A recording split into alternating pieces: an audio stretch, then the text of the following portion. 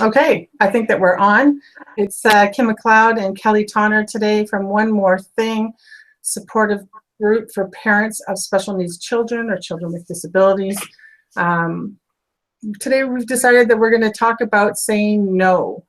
What are the benefits of saying no? How can you say no? I don't know if there's anything more to say about that. It's a really good tool to have in your toolbox, no matter who you're dealing with, whether it's family, friends, specialists, doctors, therapists. There's a whole gamut of people that we need to practice saying no to. So, Kelly, over to you to get this conversation started with why would we say no? Well, I can tell you that in my experience, some people struggle with saying no more than others. There are some that feel quite strong about what they're willing to do and what not willing to do. But for the most part, as a special needs parent, you're trying to be a good parent, a good partner, a good friend, a good employee. And it's hard to say no sometimes. You know, you have things that you would like to do, and there are things that you would, wish to do. And then there's things that you feel you have to do. And we all know there's never enough time to do it all. So how do you say no, and when do you say no? For me, a lot of the time I find myself already failing at saying no. And it's when I get to the point of, oh God, I don't know how I'm going to do all this, and I start to panic, that I realize, you know what, I should have said no sooner, and I need to pare down. I need to say no to some of those things I've already said yes to. Exactly, because I was thinking about when you just made that comment, I feel like I'm failing at saying no. And I was like, oh my gosh, I know that I'm failing because I'm not saying no. I'm taking on too many things. I'm trying to be super mom. I'm trying to be, a really good therapist for my child. I'm trying to be an exceptional parent that shows up at school or at the doctor's office. And I, saying yes to so much sets me up for failure instead Yeah. of saying no, or balancing it with less or accepting less. But there's a lot that goes in there too that I guess I react to a little bit. Is for me, as things that get more complex and complicated, saying no is also a bit scary because there's a fear of isolation. I won't get invited back, or people won't remember, or I can't pull my weight at the office because and people are going to judge me for that. That's a bit scary too, facing that. Absolutely. I mean, we've all probably had some experience at some point where you're baking cupcakes at midnight, for the class the next day, and you're thinking to yourself, I need sleep because I got to get all this other stuff done tomorrow. And, it's just craziness at that hour that you're actually doing it. But you're right. It's driven sometimes by fear of, or angst around, will I be seen as somebody who's failing, or will I be seen as somebody who's not doing enough, or will I be seen, and sometimes it's not even how others, I'm not worried about what others think of me. I'm actually pretty good at that sometimes now, but I feel like I'm not doing enough.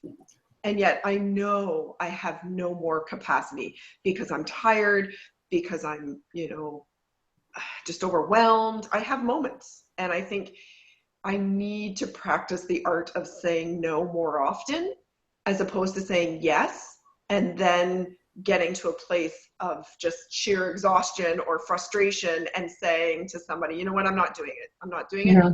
I can't, and here's why, and here's what. And then I always feel like I got to give an explanation as well, right? I can't, but here's why. Oh, when we were talking earlier about this, we were talking about, sometimes I just need to watch Grey's Anatomy. I just need to zone out on whatever that thing is. I need that. And I know that when we do not do that, we are withholding self-care. But I don't really like that term as much as, bottom line, I am preserving my life so that I can show up for what I need to do. Yeah. Like forget buzzword self-care. Like literally, I am going to afford my brain some space so that I can process really good decisions. I got to give myself some rest so that I can wake up in the middle of the night and do feeds or whatever the issue is. I need to step away and just go for a walk and not be able to do that 10,000th, we've talked about this, exercise. Sometimes the exercise is going to have to give because I can't carry it all through. Yeah. And I think, again, I often refer to that as my restorative time. Like I need to rebuild my energy. I need to rebuild my capacity to address whatever's coming down the pipe tomorrow. Yeah.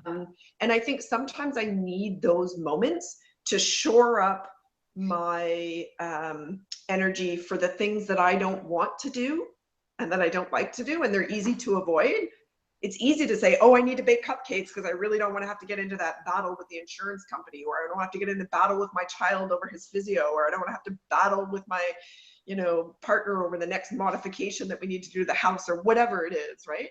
And so you take that moment to restore, but it's an interesting dilemma because you want it all, right? You want to be all those things, and you can't be all things to all people all the time. So pretty simple equation, Kelly, where if you don't say no, then you cannot restore yourself. Yeah. So for me, the question becomes, what are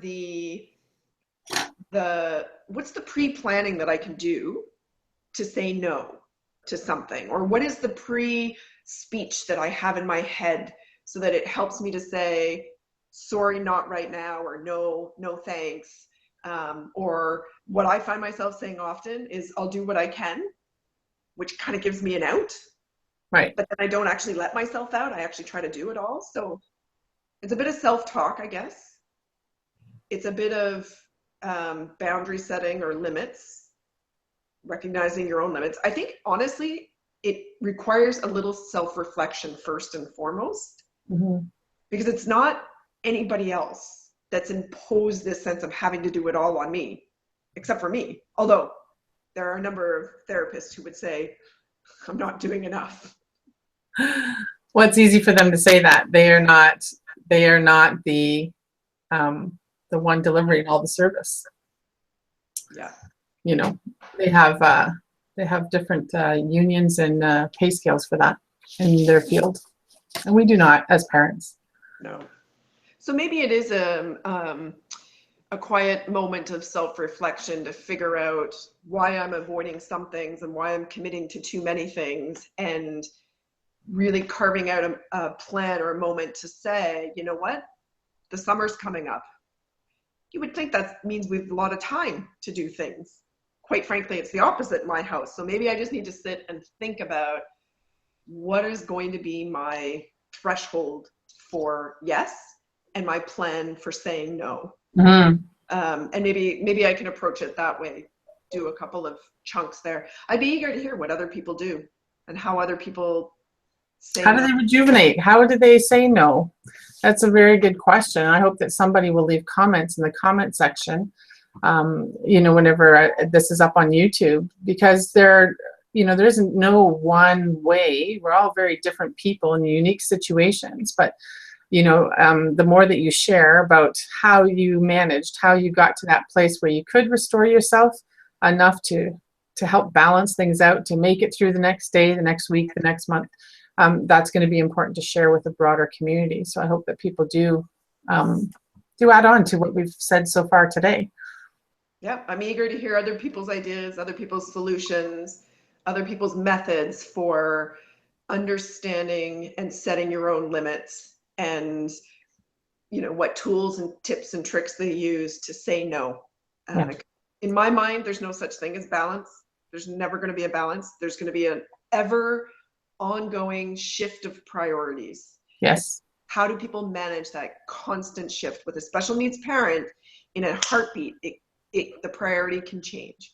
So, how do you manage that shifting? How do you plan as best as you can for that? How do you say no to people that you don't want to say no to? You'd like to be able to do that, or you'd like to be able to participate, but you need to say no because there's 100 other one more things to do.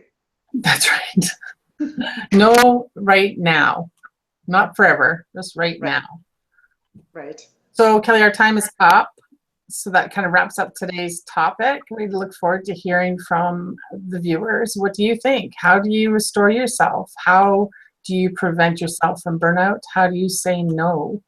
And then tell us about that. Thanks for the time, Kelly. Thanks. One more thing. See us on Facebook. Bye.